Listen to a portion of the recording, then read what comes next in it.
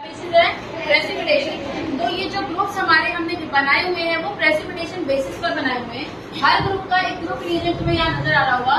First 0 group और जो आपका ये 6 ग्रुप है इसका कोई ग्रुप रिएजेंट नहीं है, ठीक है। बाकी जितने भी हमारे सारे ग्रुप्स हैं आप देखो बेटा, ये सारे ग्रुप रिएजेंट्स के नाम यहाँ पे लिखे हुए हैं, ठीक है। और कौन से ग्रुप के अंदर कौन से कैटायन्स प्रेजेंट होते हैं वो लिखे हुए हैं और ये उनका कलर लिखा हुआ है पीपीटी का, उनका क्या पीपीटी बनेगा वो लिखा हुआ है। समझ में आया? अभी 1 बाय 1 करके हम अभी इसको डिटेल में एक्सप्लेन करेंगे, ठीक है। तो अभी आप पहले ये देखो, यहाँ पे प्रेसिपिटेशन बेसिस पे हमने किस तरीके से कैटायन्स को 7 ग्रुप्स के अंदर डिवाइड किया है, ठीक है। चलो अब देखो बेटा, यहाँ पे ध्यान से सुन लो। The classification of cations into the various groups has been done on the basis of precipitation of cations as insoluble products with some group reagents called group reagents. यानी जो कैटायन्स हैं उनको हमने कुछ रिएजेंट्स के साथ प्रेसिपिटेट होने के बेसिस पे हमने उनको अलग अलग ग्रुप्स के अंदर कैटेगराइज किया है। 11th क्लास में आपने इक्विलिब्रियम का चैप्टर पढ़ा था, ठीक है। उसमें आपने सीखा था कि आयनिक प्रोडक्ट क्या होता है, सॉलिबिलिटी प्रोडक्ट क्या होता है ना। और आपको पता है प्रेसिपिटेशन कब बनता है बेटा, जब आपका आयनिक प्रोडक्ट ज्यादा होता है और सॉलिबिलिटी प्रोडक्ट कम होता है। क्या कंडीशन होती है हमारी बेटा प्रेसिपिटेशन की? बताओ मुझे। प्रेसिपिटेट अगर फॉर्म होना है तो क्या होना चाहिए हमारा? Ionic product should be greater than solubility product. ये वाला होना चाहिए कि नहीं होना चाहिए? बस यही हमारी बेसिस है, ये हमारी क्या है? बेसिस। यानी जब हम किसी पर्टिकुलर सॉल्ट के अंदर उसका ग्रुप रिएजेंट डालते हैं और उस ग्रुप रिएजेंट के साथ अगर मान लीजिए वो प्रेसिपिटेट हो जाता है ना, यानी उसका आयनिक प्रोडक्ट क्या है? ज्यादा, और सॉलिबिलिटी प्रोडक्ट क्या है? कम। अगर वो प्रेसिपिटेट हो गया और उसी कलर का हो गया सेम, इसका मतलब वो वाला कैटायन वहाँ प्रेजेंट है, अदरवाइज नहीं। अभी छोटा मोटी समझ में आया क्या मतलब है, किस तरीके से हमने ग्रुप्स में डिवाइड किया है? तो ऑन द बेसिस ऑफ, अगर आंसर आपसे पूछेंगे वाइवा में तो आपने क्या बताना है? On the basis of precipitation, ठीक है, विद सुटेबल ग्रुप रिएजेंट। और हर ग्रुप का जो ग्रुप रिएजेंट है वो अलग अलग होता है, ठीक है। ये बात समझ में आ गई? आगे देखना बेटा एक बार इसमें, for example chlorides of lead और silver are easily precipitate by adding HCl to their salt solutions because solubility product of these chlorides is low। अब देखो बेटा, solubility product क्या होना चाहिए आपका? प्रेसिपिटेशन के लिए solubility product क्या होना चाहिए? लो होना चाहिए, ठीक है। तो देखो बेटा, अब यहाँ पे हम ध्यान से सुनेंगे इस बात को। बेसिक हमारे पास थ्योरी जो है कैटायन्स की प्रेसिपिटेशन की वो यही है। अब देखो, जैसे हमारे पास ये 0 ग्रुप है बेटा, इसके अंदर हमारे पास कौन सा कैटायन आता है? अमोनियम। क्या नाम है इसका? अमोनियम, ठीक है। हाँ, हमारे कैटायन्स बेटा कौन से 7 ग्रुप्स के अंदर कैटेगराइज हैं। ग्रुप 0 के अंदर हमारे पास अमोनियम कैटायन आएगा, ठीक है। और ग्रुप 1 के अंदर लेड 2 प्लस आएगा, और उसके बाद ग्रुप 1 में लेड 2 प्लस है, 2 में लेड 2 प्लस, कॉपर 2 प्लस और कैडमियम 2 प्लस। और आर्सेनिक जो है बेटा ध्यान रखना +3 के अंदर, ठीक है। आर्सेनिक अकेला है जो +3 के अंदर है ग्रुप 2 के अंदर। बाकी सारे हमारे किसमें बेटा? ये तीनों +2 के अंदर है, ये वाला हमारा +3 के अंदर, ठीक है। और यहाँ पे ये भी आपका वाइवा का क्वेश्चन बनता है कि अगर लेड 2 प्लस ग्रुप 1 में आ रहा है तो ये ग्रुप 2 में दोबारा क्यों लिखा हुआ है? ग्रुप 2 में इसको हमने क्यों लिया हुआ है, ठीक है। इसका आंसर भी मैं अभी आपको बताऊंगी। इसी तरह से बेटा ग्रुप 3 है हमारे पास, इसमें हमारे पास आयरन 2 भी आता है और 3 भी आता है, एल्यूमिनियम 3 प्लस भी आता है, ठीक है। तो आयरन का आपको ध्यान रखना है यहाँ पर कि 2 भी है और 3 भी है, ठीक है। ये आपको लर्न करना है बेटा बाय हार्ट, कौन से ग्रुप में कौन सा कैटायन प्रेजेंट है, ठीक है। ग्रुप 4 के अंदर आपके पास जिंक, निकल, मैग्नीज, कोबाल्ट और बेरियम, ये सारे +2 के अंदर है, ठीक है। बेरियम नहीं आएगा, बेरियम 5 में आएगा। बेरियम, स्ट्रोंशियम और कैल्शियम भी आपके 5 में आएंगे, ये सारे 2 की स्टेट में, ये भी सारे आपका 2 की स्टेट में। ग्रुप 6 में सिंगल हमारे पास कैटायन आता है, कौन सा है? मैग्नीशियम 2+, ठीक है। अब देखो बेटा इनकी ग्रुप रिएजेंट याद करने भी बहुत आसान है सारे ग्रुप्स के। यहाँ देखो बेटा बोर्ड पे सभी बच्चे इधर देखो क्या लिखा हुआ है। फर्स्ट वाला हमारा क्या है? इसका ग्रुप रिएजेंट कोई नहीं है, ठीक है। दूसरे वाले का है डाइल्यूट HCl, ठीक है। अब देखो याद करने की ट्रिक बता रही हूँ, ध्यान से देख लो। दूसरे वाले का क्या है? Dilute HCl। अब जो हमारा नेक्स्ट ग्रुप है बेटा ग्रुप 2, इसके अंदर हम डाइल्यूट HCl के साथ H2S गैस को ऐड करेंगे। इसको ऐड करेंगे H2S गैस। और वैसे लेबोरेटरी में हमारे पास किप सेपरेटर्स होता नहीं है, क्योंकि H2S गैस बनाने की वो सेपरेटर्स होता है, हर लेबोरेटरी में वो अवेलेबल नहीं होता, तो हम उसकी जगह सोडियम सल्फाइड यूज करते हैं, उसी का भाई है वो, ठीक है। सोडियम सल्फाइड का सॉल्ट यूज करेंगे। तो जहाँ जहाँ पे H2S लिखा हुआ है, जब हम प्रैक्टिकल करेंगे तो वहाँ पे हम H2S की जगह पे सोडियम सल्फाइड का इस्तेमाल करेंगे, ठीक है। उसके बाद देखो बेटा थर्ड ग्रुप में आपका क्या आएगा? देखो 1, 2 और 3 का सेम हो गया, देखो 1 और 2 का सेम हो गया। देखो इन दोनों का सेम है, यहाँ देखो सॉलिड अमोनियम क्लोराइड और एक्सेस ऑफ अमोनियम हाइड्रोक्साइड। यही याद करो, सिर्फ अमोनियम क्लोराइड और अमोनियम हाइड्रोक्साइड। उसके बाद आ जाओ बेटा ग्रुप 4 में अमोनियम क्लोराइड अमोनियम हाइड्रोक्साइड के साथ क्या ऐड करना है, H2S गैस। जैसे यहाँ HCl के साथ H2S ऐड किया था, इसी तरह से यहाँ पे अमोनियम क्लोराइड अमोनियम हाइड्रोक्साइड के साथ क्या ऐड करना है, H2S गैस। ठीक है, नेक्स्ट देखो बेटा आपका ग्रुप 5 है। इसमें आपके पास क्या है, अमोनियम क्लोराइड अमोनियम हाइड्रोक्साइड तो है ही, उसके साथ आपको यहाँ पे क्या ऐड करना है, अमोनियम कार्बोनेट। क्या ऐड करना है, अमोनियम कार्बोनेट। और ग्रुप 6 के अंदर आपका कोई भी ग्रुप रिएजेंट नहीं होता आगे। ठीक है, बोर्ड पे हाँ बेटा यहाँ पे देखो आपको नजर आएगा कि जो आपका 0 ग्रुप का कैटायन है, ठीक है, उसका तो कोई ग्रुप रिएजेंट है नहीं, मैंने आपको बताया। फर्स्ट वाला जो है आपका, जिसमें आपका सिर्फ और सिर्फ ग्रुप 1 में एक ही कैटायन आता है, उसका नाम है लेड-2+। क्या बात है, बातें क्यों आ रही है पीछे? में आपका कौन सा कैटायन आएगा, सिर्फ लेड-2+, एक ही कैटायन आएगा और उसका नाम क्या है, लेड-2+। ठीक है, तो यहाँ पे जो ग्रुप रिएजेंट है पूछना है बेटा आपको। हाँ, एल्यूमिनियम में 3+ है बेटा, एल्यूमिनियम क्या अमोनियम में +1 है बेटा, +1। हाँ, अमोनियम जो है वो अमोनिया का डेरिवेटिव है। अमोनिया में नाइट्रोजन के लोन पेयर होते हैं, जब वो प्रोटॉन को एब्स्ट्रैक्ट करता है तो अमोनिया से अमोनियम कैटायन बन जाता है, क्योंकि ammonia is a Lewis base, electrons को डोनेट कर देता है। ठीक है, देखो बेटा यहाँ पे आप देखो बेटा ग्रुप 1 के अंदर ओनली हमारे पास लेड-2+ कैटायन होता है और इसका जो ग्रुप रिएजेंट है वो डाइल्यूट HCl है ना। तो पहली बात हमें ये सीखनी है, आप देखो बेटा यहाँ पे जो ग्रुप रिएजेंट है ये सारे ना H क्लोराइड प्रेसिपिटेट हो गए। आपने क्या डाला है कैटायंस के अंदर, HCl, क्या डाला है, HCl। तो यहाँ पे जो लेड है उसका पीपीटी क्या बनेगा, लेड क्लोराइड का। ये बात क्लियर हो गई या नहीं हुई? पहले ग्रुप में लेड कैटायन है और उसमें आपने डाइल्यूट HCl डाला है, तो आपका जो पीपीटी बनेगा वो लेड क्लोराइड का बनेगा। ठीक है, तो बेटा इसका व्हाइट कलर का प्रेसिपिटेट बनता है। कौन से कलर का बनता है, व्हाइट। इसी तरह से आपका ग्रुप 2 के अंदर अगेन आपका लेड-2+ दोबारा आ गया। तो आपसे एग्जामिनर क्वेश्चन पूछ सकता है ये वाला कि लेड-2+ को ग्रुप 1 में और 1 में तो है, तो 2 में दोबारा क्यों रखा गया? तो इसलिए रखा गया बेटा क्योंकि बहुत सारे इंटरफेयरिंग एनायंस होते हैं कई बार, और लेड-2+ जो है वो ग्रुप 1 के रिएजेंट के साथ कई बार प्रेसिपिटेट नहीं हो पाता, इसीलिए वो ग्रुप 2 के साथ कई बार प्रेसिपिटेट हो जाता है। बात समझ में आ गई? क्या मैंने रीजन बताया, कौन बताएगा, बोलो। लेड-2+ is placed in both the group 1 and group 2। क्या आंसर आएगा इसका, आप मुझे बताओ, शाबाश। 2+ जो है कभी कभार फर्स्ट ग्रुप में हमारा प्रेसिपिटेट नहीं हो पाता, रीजन के साथ प्रेसिपिटेट नहीं हो पाता, इसलिए वो सेकंड वाले में कर है ताकि वो सेकंड ग्रुप में प्रेसिपिटेट हो जाए। ठीक है, हाँ बिल्कुल ठीक है, यहाँ तक क्लियर हो गया बेटा सबको? ठीक है, नेक्स्ट वाला देखो बेटा आपका ग्रुप 2 के अंदर आपने डाला हुआ है HCl के साथ H2S गैस। ठीक है, तो यहाँ पर जितने भी आपके प्रेसिपिटेट बनेंगे, कॉपर होगा तो कॉपर सल्फाइड बनेगा। बेटा एक मिनट, इतना शोर कैसे आ रहा है?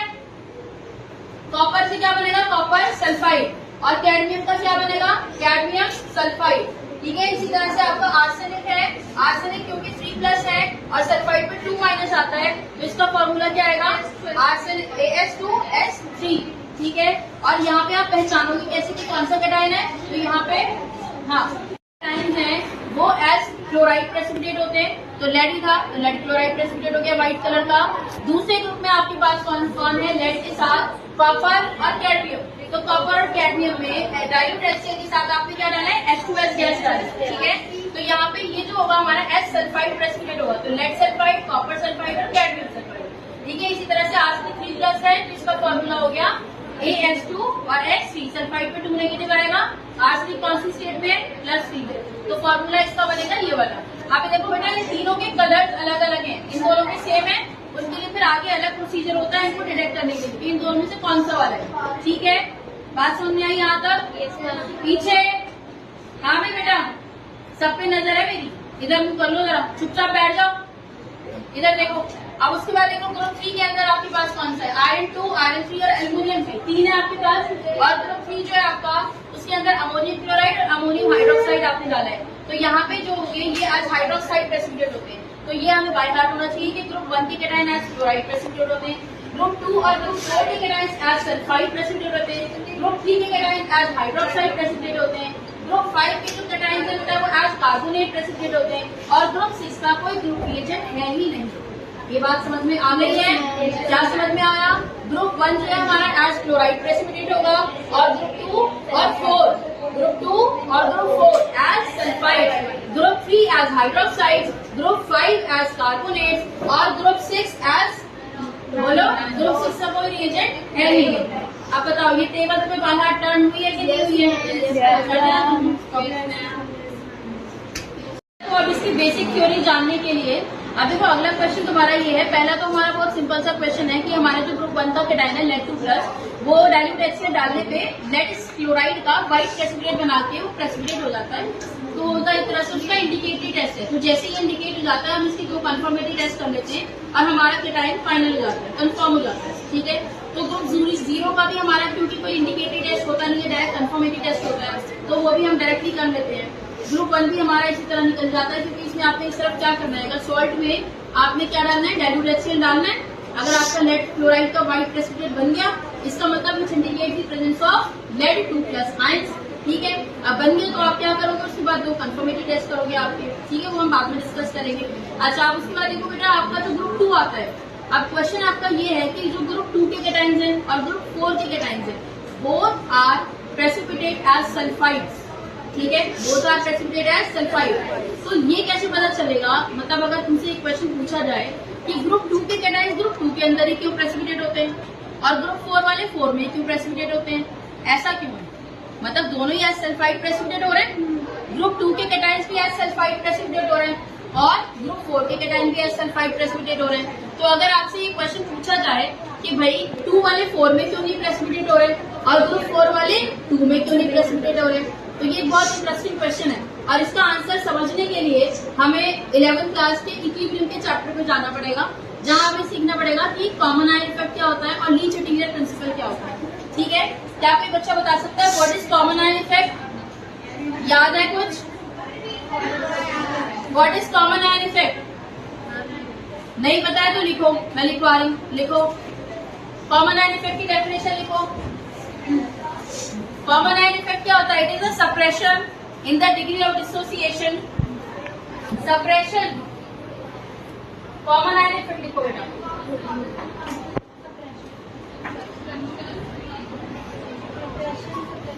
It is the suppression in the degree of dissociation of weak electrolyte by the presence of common ion. It is the degree of suppression. It is the suppression in the degree of dissociation. Suppression in the degree of dissociation. हाँ, it is the suppression in the degree of dissociation of weak electrolyte by the presence of common ion. बेटा क्या हो रहा है पीछे? Cations are only precipitate in group 2 only and not in group 4. Why? Group 2 cations are precipitated only in group 2 and not in group 4. Although both are precipitated as sulfides. Although both are precipitated as sulfides.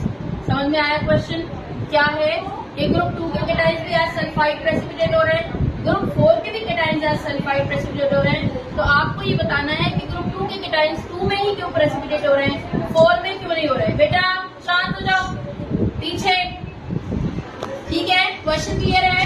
तो यहाँ पे बेटा अभी हमने जो 2 rules पढ़े हैं, common ion effect और लीच इंटीग्रल प्रिंसिपल, उसको हम अप्लाई करेंगे। ठीक है, अब ध्यान से बोर्ड पे देखो सारे बच्चे, क्या समझा रही हूँ मैं। देखो बेटा ग्रुप 2 के अंदर आपके पास Lead2+ है, Copper2+ और कैडमियम 2+। ठीक है, आपने क्लियर। तो यहाँ पे आपने डाइल्यूट HCl के साथ क्या डाला है, H2S गैस। ठीक है, तो ये जो 2 का हमने कॉम्बिनेशन लिया है, इस कॉम्बिनेशन से क्या हो रहा है, H2S गैस जो है बेटा आपका वो वीक इलेक्ट्रोलाइट होता है। कैसा होता है? Weak electrolyte. And what is the difference between strong electrolyte and weak electrolyte? जब से इलेक्ट्रोलाइट पढ़ा है कंप्लीट डिसोसिएट जाता है और वीक इलेक्ट्रोलाइट वो है जो कंप्लीट डिसोसिएट नहीं होता, वो इक्विलिब्रियम में रहता है। क्या बताया मैंने बेटा? पीछे जरा खड़ी हो ना। फुल्ली डिसोसिएट नहीं होता है और उसके बीच में इक्विलिब्रियम का साइन आता है। फुल्ली डिसोसिएट ना होने का मतलब ये है कि वो अनडिसोसिएटेड फॉर्म में भी उतना ही है जितना वो डिसोसिएटेड फॉर्म में है। बात समझ में आई है? ठीक है, तो वीक इलेक्ट्रोलाइट वो होगा आपका जो कंप्लीट डिसोसिएशन में नहीं जाएगा। तो यहाँ पे आपका इक्विलिब्रियम का निशान है। ठीक है ना? तो ये बता रहा है कि अनडिसोशिएटेड फॉर्म में भी इतना ही है जितना ये डिसोशिएटेड फॉर्म के अंदर है। ठीक है, अब देखो दूसरा हमारे पास बेटा ये वाला स्ट्रॉन्ग इलेक्ट्रोलाइट होता है। HCl जो क्या है स्ट्रॉन्ग इलेक्ट्रोलाइट, तो ये कम्प्लीटली डिसोशिएट होता है, इसमें यहाँ पे सिंगल हेडेड एरो हमने दिखाया हुआ है। ठीक है, तो यहाँ पे देखो बेटा कॉमन आयन नजर आ रहा है, यहाँ पर कॉमन आयन नजर आ रहा है, क्या है ये कॉमन आयन। तो देखो बेटा यहाँ पे पहले तो आप ये देखो बेटा कॉमन आयन इफेक्ट यहाँ पे अप्लाई होगा। देखो क्या कह रहे हैं वो, क्या होता है common ion effect, suppression in the degree of dissociation of weak electrolyte. Degree of dissociation का क्या होगा ना, सप्रेस हो जाना, यानी ये फॉरवर्ड डायरेक्शन में जा ही नहीं पाएगा।